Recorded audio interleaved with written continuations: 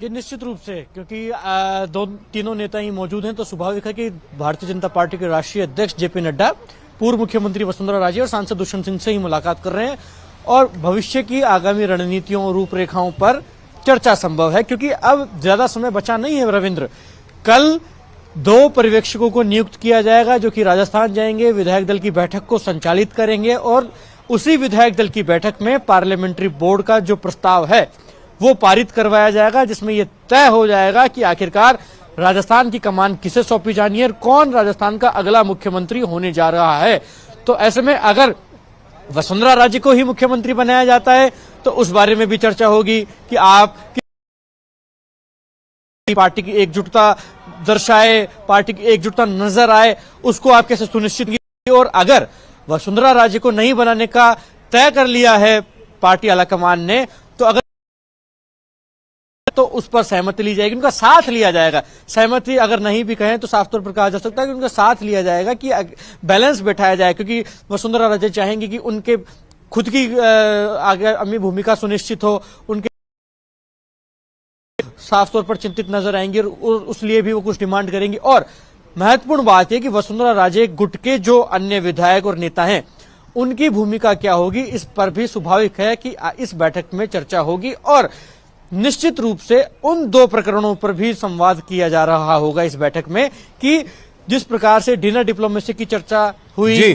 करीब 2.5 दर्जन विधायक। लखवीर, देखो एक और बड़ी खबर आ रही है, एक और बड़ी खबर ये आ रही है कि बीजेपी प्रदेश अध्यक्ष सीपी जोशी जो इस वक्त राजस्थान में है, जयपुर में है, वो दिल्ली जाएंगे। जी हां, बड़ी खबर निकल कर आ रही है सामने। एक और बैठक चल रही है इस तरफ जेपी नड्डा के साथ वसुंधरा राजे और उनके पुत्र सांसद दुष्यंत सिंह की, लेकिन बड़ी खबर यह भी निकलकर सामने आ रही है कि बीजेपी प्रदेश अध्यक्ष सीपी जोशी दिल्ली जाएंगे। तो लगातार लखवीर खबरें आ रही हैं सामने, ब्रेकिंग आ रही है सामने और इस वक्त राजस्थान को लेकर चर्चा का केंद्र सेंटर दिल्ली बना हुआ है, यानी दिल्ली में तय होगा और दिल्ली में तय हो चुका है और इसको कैसे इंप्लीमेंट कराना है राजस्थान में, यह अब एक तरह से कहें कि जिम्मेदारी प्रदेश के नेताओं पर दी जाएगी।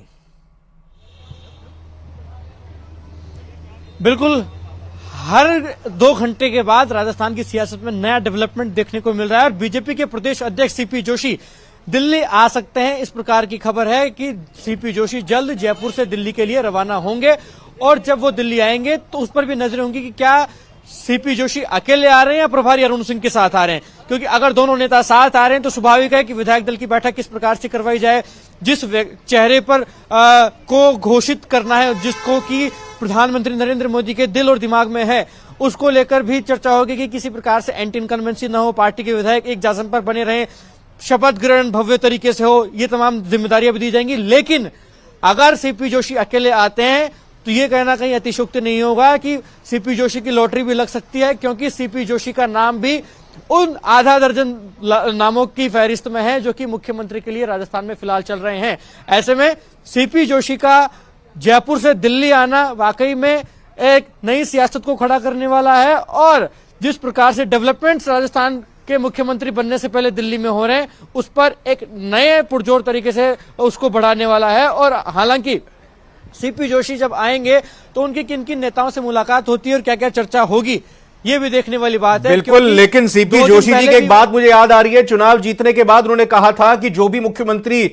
के नाम का ऐलान होगा पार्टी की तरफ से उसको पहली माला मैं ही पहनाऊंगा।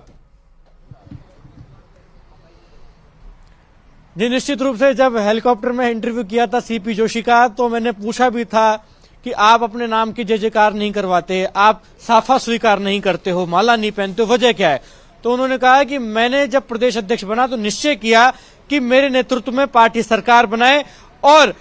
आप लोग खबरें चला देते हैं कि मैं भी मुख्यमंत्री की दौड़ में हूं, लेकिन मेरे जीवन की सबसे बड़ी उपलब्धि ये होगी कि प्रचंड बहुमत से हम सरकार बनाए और जो हमारा नेता चुना जाए, जिसे विधायक दल नेता चुने और जो मुख्यमंत्री बने उसे सबसे पहले माला मैं पहनाऊं, ये मेरे जीवन का सबसे बड़ा सौभाग्य होगा।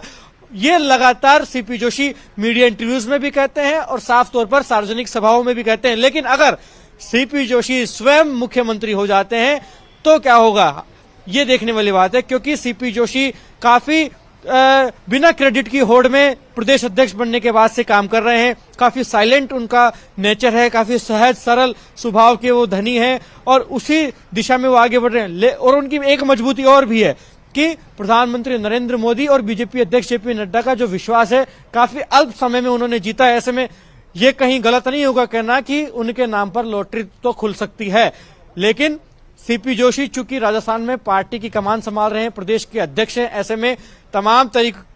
तमाम जो कवायद हैं उनको सुचारू रूप से पूर्ण करवाया जाए, इनका दारोमदार उनके कंधों पर है। तो स्वाभाविक है कि जब वो दिल्ली आएंगे तो उन तमाम चीजों पर उनसे चर्चा की जाएगी कि कैसे विधायक दल की बैठक करवाई जाए, जो अब मुख्यमंत्री राजस्थान में होने वाले हैं उनसे कोऑर्डिनेशन कैसे रखा जाए, क्योंकि जब इस प्रकार की बातें सामने आ रही हैं कि अगले 1.5 दशकों तक पार्टी मजबूती करना चाहती है राजस्थान में, इसी को मद्देनजर रखते हुए मुख्यमंत्री का ऐलान होगा, तो स्वाभाविक है कि जिस चेहरे पर संगठन का दारोमदार है उनको बुलाकर भी हिदायत दी जाए कि कैसे विधायक दल की बैठक करवाई जाए। इस ब्रेकिंग जयपुर से 9:25 की फ्लाइट से रवाना होंगे सीपी जोशी, अभी रवाना होंगे 9:25 की फ्लाइट से, यानी कि आज रात को देर तक आपको और हमको काम करना होगा लखवी, और पूरी अपडेट देनी होगी दर्शकों को। जी बिल्कुल, पिछले करीब 2.5 महीनों से जब से राजस्थान के चुनाव की सियासत शुरू हुई है और खबरें दिल्ली डाइवर्ट हुई हैं, तब से सुबह से लेकर देर रात तक हम सबसे विश्वसनीय सबसे पहले खबर दे भी रहे हैं। और ये भी हमारी जिम्मेदारी है कि बीजेपी का अगला मुख्यमंत्री कौन होगा ये पहली खबर हम दें। और सीपी जोशी देर रात को दिल्ली आ रहे हैं, तो उनकी क्या कुछ मुलाकातों का कार्यक्रम है, दिल्ली आने के पीछे की वजह क्या है, ये खबर भी हम सबसे पहले ही देंगे, क्योंकि 9:25 का समय मुकर्रर हुआ है जब वो दिल्ली के लिए उड़ान भरेंगे और करीब 10:30 बजे वो दिल्ली पहुंच जाएंगे। तो ऐसे में क्या देर रात वो